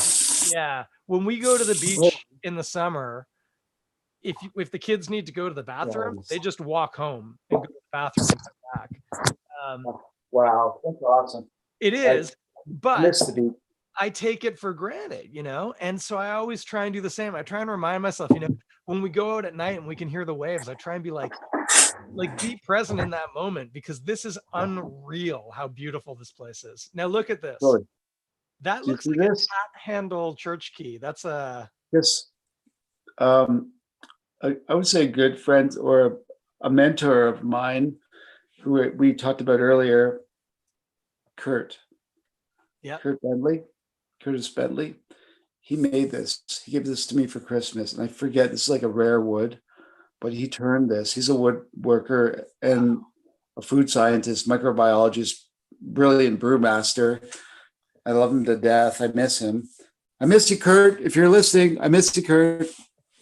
Kurt, if you're listening, get at me, because we could make this a bigger conversation. And he makes the best jerky. Oh my God. Once in a while, he would bring in jerky on a Friday, like when we'd be brewing Bronin. And we always had fun. Like, sometimes we bring some beers or we just make stuff or get pizza or whatever. Just fun times and learning a lot. It was always so we have class like Monday to Thursday. We changed it up. So I think like usually I think it was fourth term was on Mondays, fourth, then third, then 1 and 2. Anyway, I don't know. It was a certain sequence. Fridays were an open day, so wasn't a class, but students could come in if they were into it, and we'd usually be brewing, like generally, like for quite a while. My 3.5 years. COVID's different, but we were brewing like 4 to 5, but with like last year, the previous year, like 5 days a week generally, and so it was busy and fun, and keen students would come out and like low numbers, which was nice. Like we generally have like 18, 20, 22 students in a class, but on a Friday it would be like 3, 4, 5 students. Hmm. And it was like a better ratio. It was more chill, and it tended to be the students that were like from the later terms, like third and fourth term. Mm-hmm. And but it was great, very hands-on, and just discussing science and brewing and making beer and just making good beer, because often we were doing Bronin, and the techniques that Kurt and Rob have developed through, like as High Road, some incredible, like just great techniques and approaches, and good beer like Bronin. Like I think we managed to make it quite consistently, and it was just a good time. So how crazy is it that I picked this up at the LCBO? I had no idea. Really? Yeah, like I knew it. I knew the beer. I'd had it. I was Yeah. a fan of it. I had no idea that it's not surprising that he came through the system, and that it was, that it's a product of Niagara, I suppose. But just that you have that much intimate knowledge of it, that is, sometimes the universe really, sometimes it nudges you, and other times it kicks you real hard. It's funny, and I didn't know Bronin. Like I didn't know of Bronin before I started. I think it just started before I started, like 3.5 years ago. But that's about what I think. About 3.5. Yeah, about right. And honestly, what a ride! Like Crazy. when I first walked in there, like John, I was working at Wellington before I started the college, and amazing things were done there while I was there. I'm grateful to have worked with so many amazing people and went through challenges, like changes, like big, serious upgrades, like huge. You mean Welly, right? Yeah, like it. So it was building a whole new brew house, Yeah. but also trying to maintain production at the same time is an insane, ambitious thought, and everybody got through it. But it was like it's a crazy experience, and working with great engineers, vendors, like they got a Newlands brew house there, like just seeing everything being installed. Yeah. And having like maintaining operations while having like upwards of 30, maybe 40 trades on site at the same time, and just gutted floors. At times a lot of anxiety because things are being ripped open, and everyone wants to be clean and hygienic and safe, but there's there were times drywall dust in the air, and like, oh my God, it was stressful, but yeah. they got through it. We got through it, and learned a lot, learned so much through that experience, and great people. I got to work with Did you overlap at Wellington with Kevin? Kevin. Oh yeah, yeah. Kevin was like outgoing just as I was ingoing. Yeah. I wasn't sure if you would have actually crossed over or not, because he left for We, Block 3 right around that time, right? yeah, we brewed, but not we brewed on the pilot, I think. But he was like, yeah, he was just going, but he didn't go to Block 3. He went to first. He went to Forefathers. He was at Yeah, Forefathers for like a yeah, that's it. little Yep, while. yep, But totally. Absolutely. I mm, remember actually, I'd forgotten that, but I remember because I thought there was some, I like numbers. And yeah, so to go from Forefathers to Block 3, I thought that seemed sensible. wow. Yeah. Sorry, I'm just I Yeah, didn't. tell me about this barley wine. You've poured This it. is my Beautiful first sip. bottle I'm opener. going. Oh man, I'm just getting to know you. I'm talking to the beer. Well, you Um, got to give it a little time. You can't rush yeah, into these. exactly. Sip it. It's just like I'm putting a barley wine in a pint glass. It's Yeah, kind of, bad news. That's what that is. this is generally a beer that one would share, but I think tonight, I you're got to my tell you, friend. people say that, but I've never found that. I find I can drink one of those A-okay. um, So barley wine, also malty. is it new school? Is it more heavily hopped, or is it very British, boozy, a lot of residual I sweetness? think it's more on the classical side. Yeah. It's lovely. It's very it's malty and little boozy.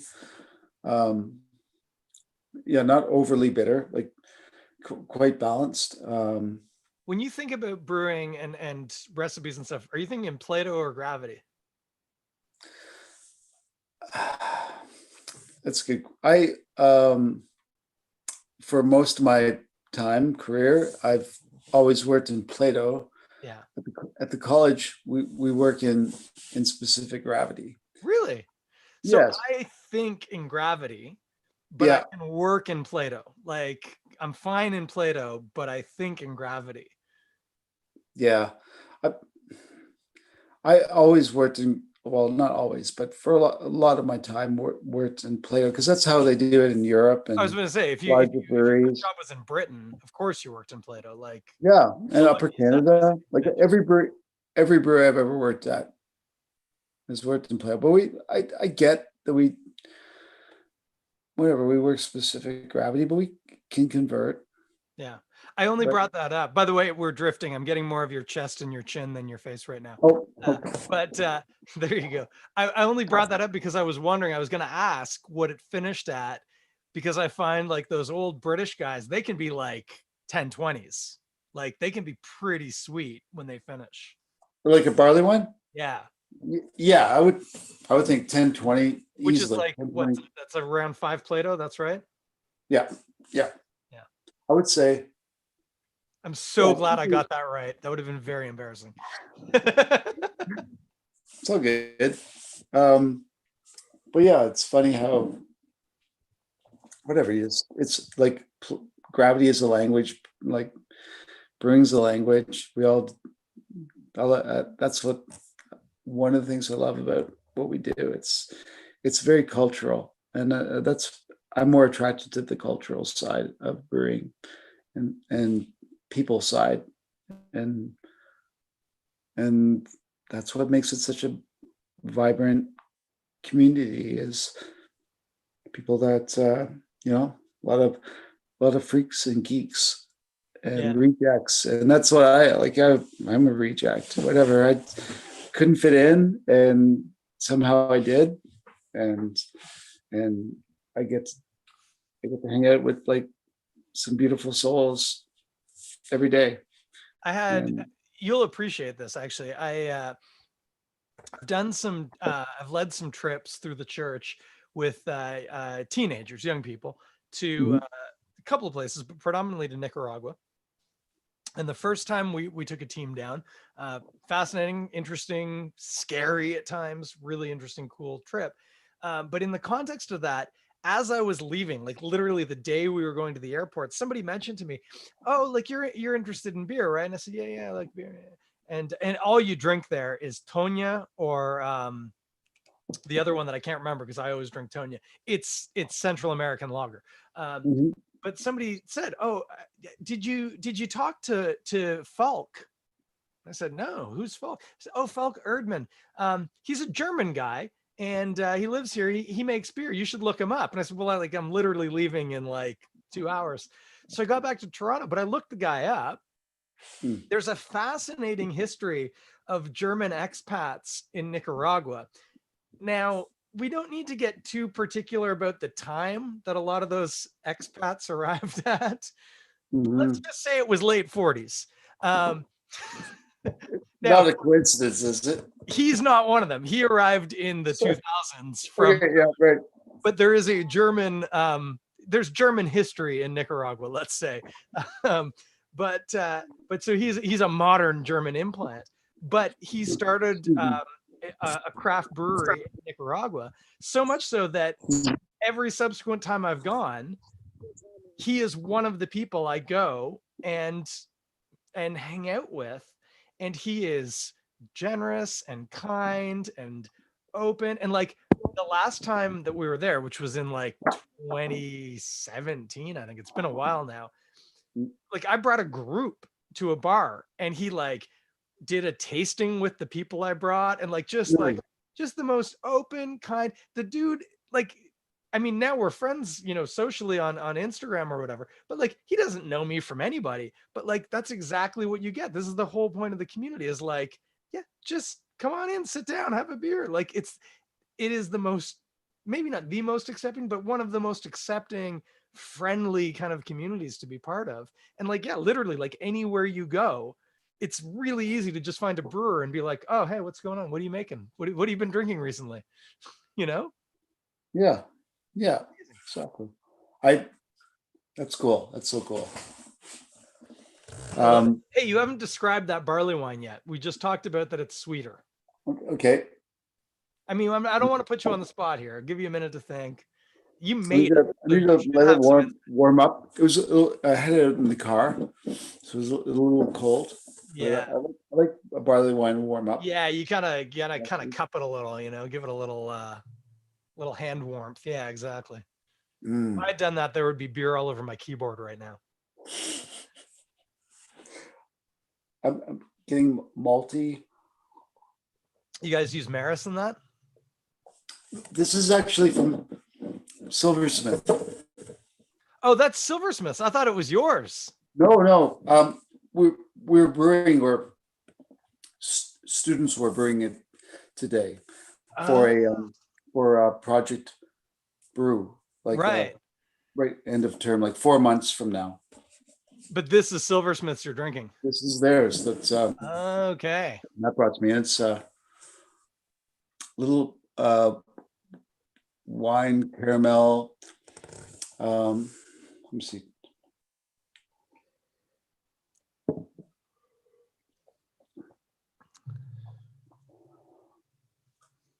I was like a little sherry note in my Sherry barley note. that I rolled in. So Yeah.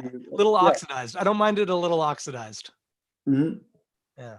Oh, it's very, very nice. Like it's lighter in body, but Hmm. it's easier, like a little more finished Yeah, yeah. than I would normal. And I more, not, you want one to be sessionable, but it easier drinking, Yeah, because yeah. it's not as sweet, Yeah, which I exactly. And not as much heat, right? You don't get that up in the totally, nose. yeah, it's not burning. So yeah, like little burnt caramel, toffee.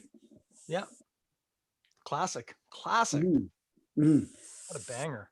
very nice. Is that this Um, year's then? They've just produced that, or they just produced this. yeah. Matt brought it up this afternoon, and yeah, one thing I wanted to bring up, Go ahead, if I man. can, Yeah, just, it's yours. Go. um, just the community that we have. That's I, more than the beer. I'm in it for the people. To be honest, it's the people. The Yeah, man. uh, incredible people that I get to work with, or friends, and that that's how I've survived, and also and thrived or whatever. But how, the ability, or just the want to help each other out, and that's what I love, and that's why I've stayed in this industry for so long. Yeah. And there are countless stories of brewers helping out brewers and helping out the community around them in so many ways, like the street, the arts, whatever, just so that's always has drawn me towards our community. And just like a lot of artists, Yeah. and Oh, big time. Big time. and so just loving it so much. And Do you know the story that actually kind of, I wouldn't say sold me quite, but it would have been 2004. I'm going to guess 2004, but my memory, I've had a lot of concussions, George, a lot of concussions. But I got asked, I used to work at a summer camp in Muskoka called Muskoka Woods. It's a Christian summer camp in Rosso, Ontario, on Lake Rosso. And I'd worked there. I have a ton of friends still from there. My very best friend in the world, my son's named after him, still works there.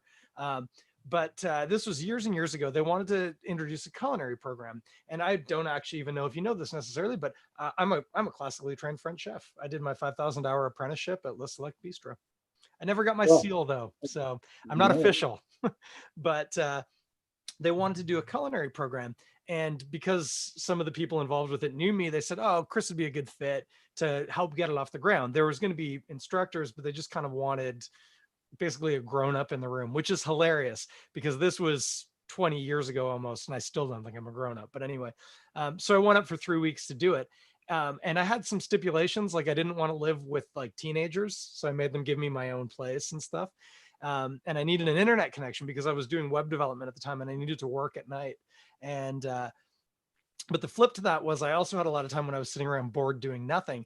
And I stumbled across Steve Beauchene's blog from when he was starting Bose.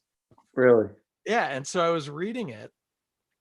And one of the things that came out of it was I came across the story about how when they were really at the very beginning trying to get started, they wanted to have their first brew available for Canada Day.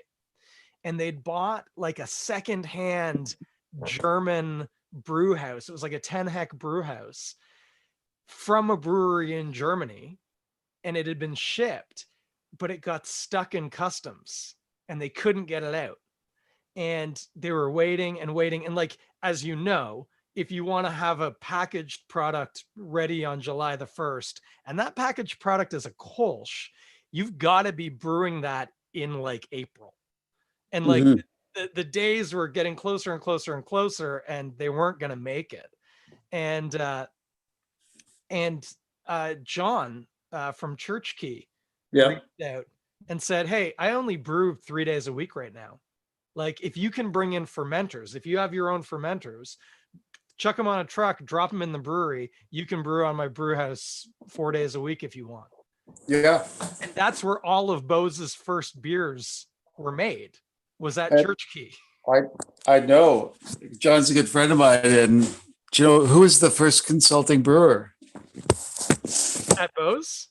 Yes. Was it you? No. Was it John? Well, friend of mine. Well, they came to Palooza that year before they opened, which just blew my mind. But Charles McLean. Oh, of course it was. Charles McLean's launched probably half of the breweries in the province. Yeah, like incredibly influential. Yeah. Amazing person, brewer. My mentor, friend. Yeah. And like he's touched so many breweries. Oh yeah. he helps, like,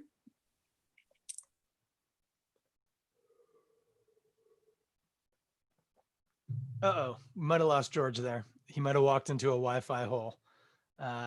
George, of course, talking about Charles McLean of McLean Brewing, F&M. He's the M in F&M, I'm pretty sure.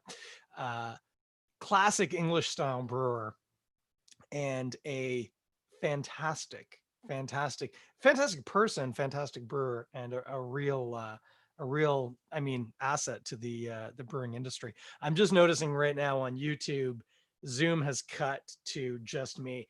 I'm gonna guess that the battery in George's phone just died. Mine's plugged in, but George was definitely walking around his apartment. So what we're gonna do? We're gonna wrap it up. It's been almost 2 hours. What a coup! Hey guys, that was my Christmas present to you. Hanging out with George. Honestly, I can't believe it's 10:50. We jumped on the call at almost exactly 8:50, so basically 2 hours ago. And George is just one of the most delightful people I know. As discussed, if you've been watching this whole time, and there are still a few of you, amazingly. I don't know if it's the same few, but there's still a few people. Yeah, known me since I was a baby, rocked me to sleep, took me to the library. What a guy. Anyway, I'm going to wrap it up because he's gone and I'm pretty sure he has no way of getting in contact with me because his phone's dead. So we will shut her down for the night. As mentioned, next Monday, going to drink some Indie Ale House Line Out Lager. That is in partnership with the Toronto Arrows Rugby Club because there hasn't been enough. I love George, but there's not been enough rugby talk tonight. Thank you to George. Thank you to George for doing this because you might not have known this, but George is actually really shy. And he's super friendly and personable. Hey, I think he just came back. He's connecting. Oh, he must have plugged his phone in. And there he is. It's going to take him a second because his audio still has to connect, but he's back. Hey, George, did your phone die and you had to plug it in? yeah, sorry, man. Dude, but you know what's amazing is you just cut me off. I was going to say some really kind things about you, and I'm still going to do it, and I'm going to embarrass you. I was wrapping it up because I figured at this point it's almost 11. We should probably head to bed. Yeah. But it's amazing you made it back. Yep. So thanks. I'm going to get, how about this? I'm going to give you a couple of minutes because say anything you want. People might want to know, how do you get involved in Niagara Brewing? Is there an application? Like, talk about that if you want. Anything you want. Yours. On Hot Ones, they say they've rolled out the red carpet for you. Take it away. What do you want to say? I know it's brewing is a calling. It's a fun, it's not a 9-to-5 job. It never will be, and it shouldn't be.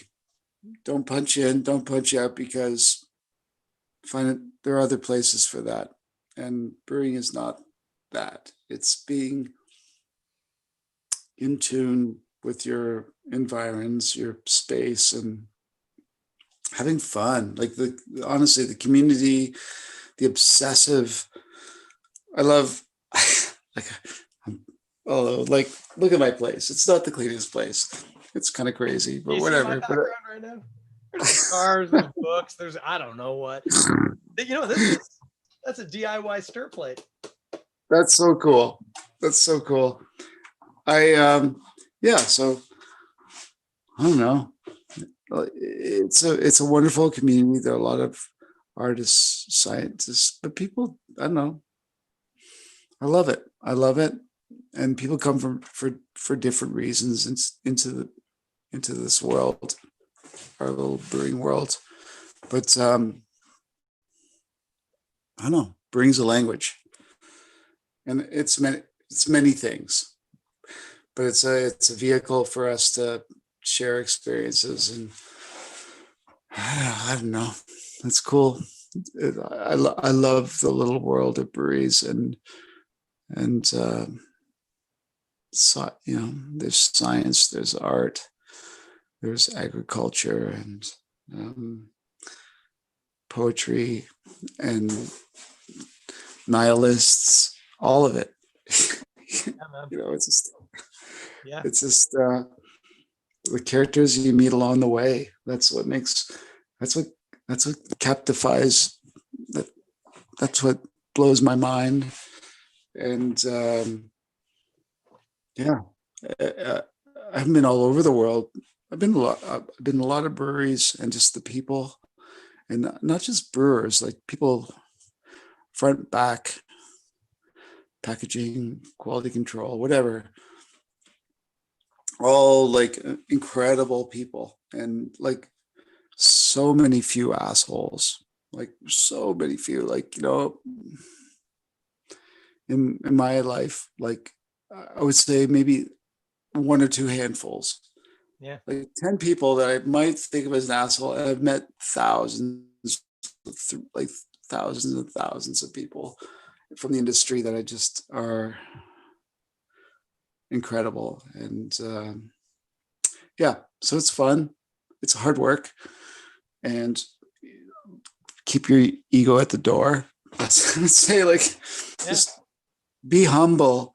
And sometimes people come into the program and they think they're going to be in a desk job, but not everyone. And if you realize that you really you gotta crawl before you can walk, and that's in anywhere part of your life, or ask whatever, just you gotta start, and just try be humble every step of the way, and just listen and share, but also share and complain and be boisterous, and defy. We have to do all those things. Yeah, man. Be I love fucking it. punk rock. Yeah, big time. I love it. So One of the things that I think, I keep hearing this time of year, we put on CHFI because they play Christmas music all the time. And that yeah, drives a lot of people absolutely crazy. But for me, that really helps kind of like get me ready for Christmas time. yeah. And I don't even know who it is. Like, this is how ineffective marketing is, at least to a certain age demographic, and I'd be part of it. I don't know what they're advertising, but there's some ad, and they float out that old trope about like, find something you love and you'll never work a day in your life. And what I find funny about that is, like, I think about the things that I love, and I've never worked in professional brewing. I've shown up at brew days and, hey, waved hands Mhm. and shaken and drank some beers Yeah. and stuff.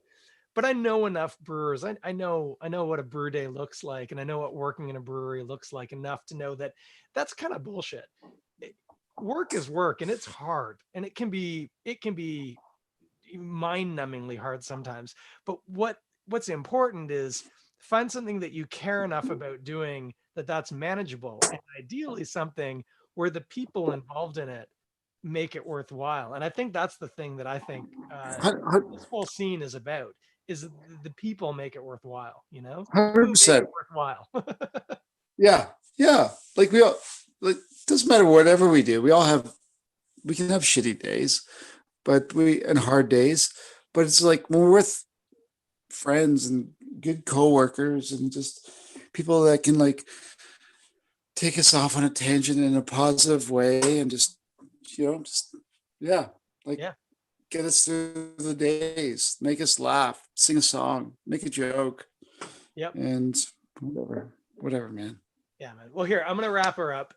Thank you. I already started saying this, but thank you not just for doing this. And I mentioned you're you're a bit of a shyer guy. And I think people misunderstand you sometimes because you're very capable and you're very sociable. But at the same time, I know you're a bit like me. I prefer the company of one or two, not the company of many. Um, and so I appreciate, because doing this is it's not an easy ask. I get that. And so I appreciate you in this moment, but I also appreciate you in general. Um, I mentioned to a few people. I didn't want to spill the beans too much, but I mentioned to a few people, oh yeah, on Monday I'm going to get George on the podcast and we're going to talk forever. And without fail, every person I told that to was like, oh my God, oh, George. And like immediately was like, this time and we did this thing. Like, everybody who knows you has a story of love, is what it comes down to. Uh, because, dude, like, I don't think you're unique in your ability to show love, but you are remarkable in it. And so thank you, because I think more people need to be more open with their love the way you are. And so from myself and from many people I know who would second this, your capacity to show love and openness is second to none. And that is why I made you the Christmas present, because I think the real Christmas present is love, and that's you. So I know it's technically Jesus if you're a Christian, but for the sake of the podcast, it's not, it's George. Chris, love you, man. Buddy, I love you so much. Don't hang up. I'm going to end this for everybody else, and then we'll spend a minute or two, and then I really Please. got to go to the bathroom, but we got to I catch up get for it. a second. So I'm going to shut Yeah. it down. Check in next week after 9 p.m. I'm going to be drinking Line Out Lager from Indie Ale House and eating hot sauce, and hilarity will ensue. I assure you. Love to Ian and Jamie and All the brew Mike fans. Lackey and all the brewers. Loved all. We love them all. And Bim and Mark and whatever. Mandy, And Jeff. Mark Mandy.